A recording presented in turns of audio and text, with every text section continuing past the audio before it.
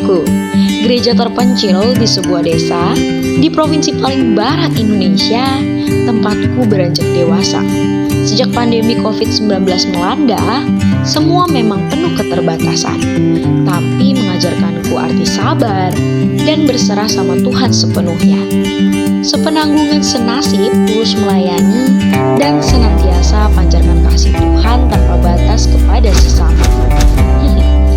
Aku jadi ingat perjuangan gerejaku dari kisah demi kisah yang diceritakan kepadaku dari masa ke masa. Dan aku pun sangat rindu berbagi kisah gerejaku ini bersama kamu. Mayoritas jemaat di Gereja Baptis Sinar Kasih memang bekerja di sebuah lembaga swasta, yaitu LPPB, Lembaga Pengembangan Pertanian Baptis. LPPB telah berdiri sejak tahun 1988, memiliki mayoritas karyawan Kristen yang menggerakkan kerinduan untuk melakukan persekutuan bersama. Maka dimulailah secara resmi kegiatan persekutuan di tahun 1989. Inilah awal dirintisnya keberadaan Gereja Baptis Indonesia Sinar Kasih. Pada awal dirintis, saat itu pejabat sementara atau PJS yaitu Bapak Sutaji. Kemudian bersama rekan lainnya ada Bapak Ron Becker, Ibu Sumiati, almarhum Bapak Suparman, Bapak Simanjunta, dan Bapak Tambunan. Pada tahun 1990, seiring bertambahnya jemaat yang menghadiri persekutuan, tercetuslah inisiatif untuk membeli rumah warga yang telah ditinggal oleh pemiliknya ke Pulau Jawa. Lokasinya ada di Desa Harapan Makmur, Kecamatan Polokubang, Kabupaten Bengkulu Tengah, Provinsi Bengkulu. Rumah inilah yang menjadi cikal bakal Sinar Kasih saat ini. Memasuki tahun 1991, Sinar Kasih telah digembalakan oleh Pendeta Ermanu. Dan Sinar Kasih pada waktu itu masih menjadi cabang dari Gereja Baptis Indonesia Ebenezer, Jakarta. Tepat pada tanggal 12 April 1994, Gereja Baptis Indonesia Sinar Kasih resmi diorganisasikan, yang tentunya dihadiri langsung oleh gereja induk, yakni Gereja Baptis Indonesia Ebenezer, Jakarta. Setelah itu, pada Kongres Gabungan Gereja Baptis Indonesia ke-6 yang diadakan di Kediri, tepatnya tanggal 3-7 April 1995, Gereja Baptis Indonesia Sinar Kasih Bengkulu resmi menjadi anggota GGBI ke-126. Berikut hamba-hamba Tuhan yang pernah menggembalakan di Gereja Baptis Indonesia Sinar Kasih Bengkulu. Tahun 1990 sampai 1991 digembalakan oleh PJS atau penanggung jawab sementara Bapak Sutaji. Tahun 1991 hingga 2005 digembalakan oleh Pendeta Ermanu. Tahun 2005 sampai 2007 digembalakan oleh penanggung jawab sementara almarhum Bapak Suparman. Pada tahun 2007 hingga 2008 digembalakan oleh Pendeta Zakaria Raswan. Tahun 2009 hingga sekarang digembalakan oleh Bapak Tambunan. Banyak lika-liku yang dihadapi oleh GBI Sinar Kasih bahkan sejak dirintis keberadaannya di Desa Harapan Makmur. Semakin banyaknya pertambahan jemaat membuat keberadaan gereja sempat ditolak masyarakat setempat. Tetapi hal itu tidak menyurutkan tekad jemaat untuk terus mengabarkan kebenaran Injil kepada orang-orang yang ditemui, bahkan mendoakan mereka yang memusuhi kita, seperti nama dari Sinar Kasih yang menyatakan untuk selalu menjadi terang dan menyebarkan kasih kepada semua orang. Dengan berusaha selalu bersosialisasi dengan sekitar, saling mengunjungi, terlibat dalam kerjasama dan kegiatan desa layaknya warga setempat. Hingga saat Natal pun, Gereja Baptis Indonesia Sinar Kasih selalu berusaha membagikan sukacita Natal, sukacita kelahiran Tuhan dengan mengundang masyarakat sekitar untuk menghadiri perayaan Natal, baik di Natal umum maupun Natal sekolah minggu.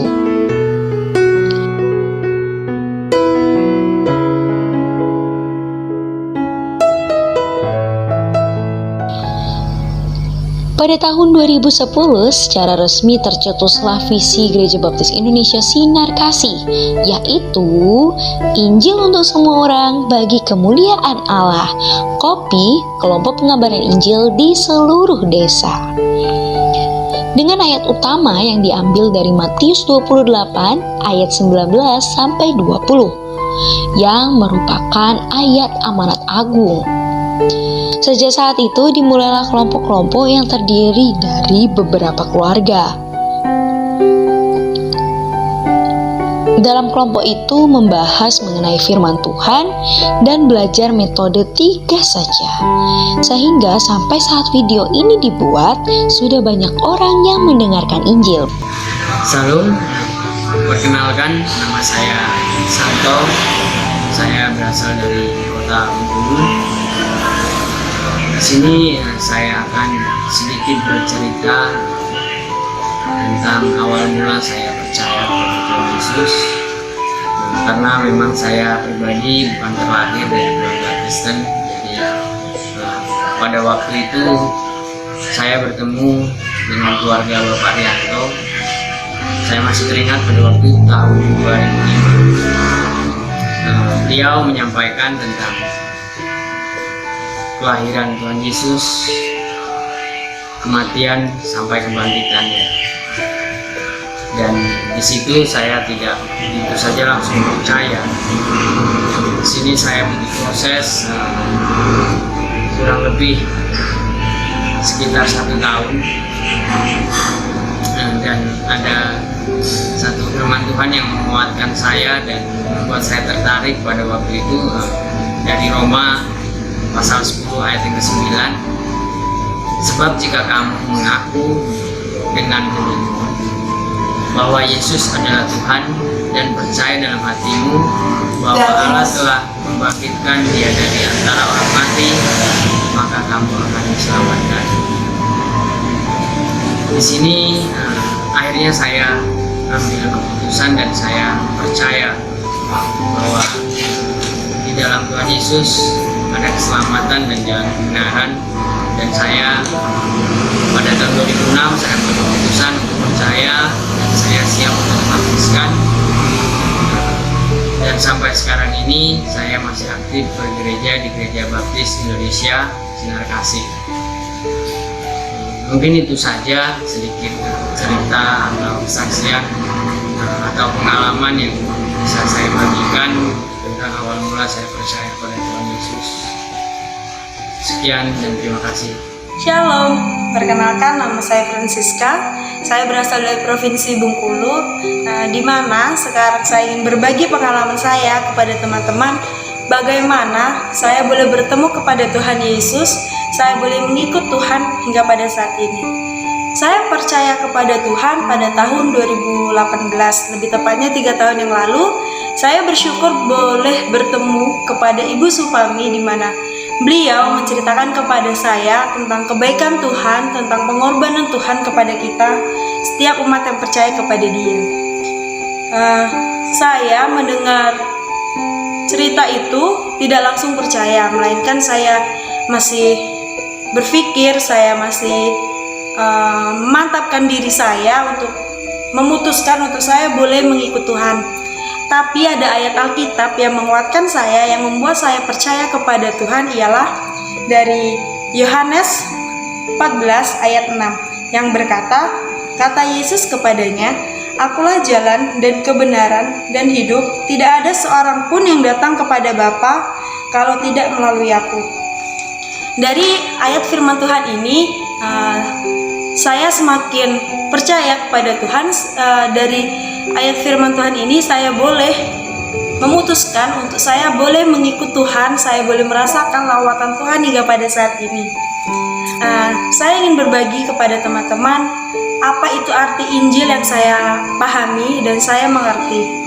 Injil itu adalah kasih Allah Bapa yang turun ke dunia ini untuk menjadi manusia, sama seperti kita, menderita, disalib, mati, pada hari yang ketiga bangkit dan menampakkan kepada murid-muridnya selama 40 hari, naik ke surga dan berjanji untuk datang kembali dan untuk menghakimi setiap umat yang percaya kepada Dia. Nah, mungkin itu saja yang boleh saya sampaikan, boleh saya bagikan kepada teman-teman. Sekian, terima kasih. Shalom. Kehidupan mengenal Injil dan juga membagikannya kepada sesama sudah menjadi kehidupan Gereja Baptis Indonesia Sinar Kasih sejak semula.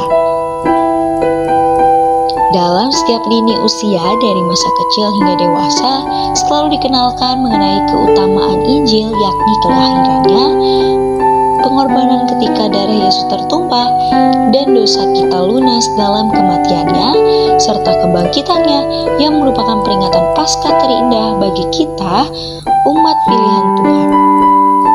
Pengajaran ini ditekankan baik saat sekolah minggu, SIL, retreat, KKR, bahkan mengadakan labirin prayer. Karena inti utama dalam membagikan Injil adalah di saat diri kita sendiri sudah memiliki pengalaman yang intim kepada Tuhan Yesus. Puji Tuhan, dengan pemahaman yang benar tentang Tuhan Yesus dalam hati setiap jemaat Gereja Baptis Indonesia Sinar Kasih, membuat masing-masing memiliki kasih yang erat satu dengan yang lainnya, dan sevisi untuk terus menjalankan amanat agung Yesus Kristus.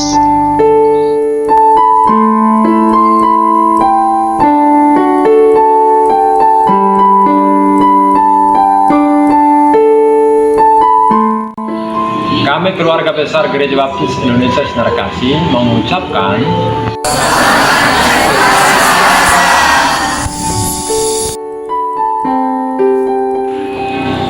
Tuhan Yesus memberkati. Shalom.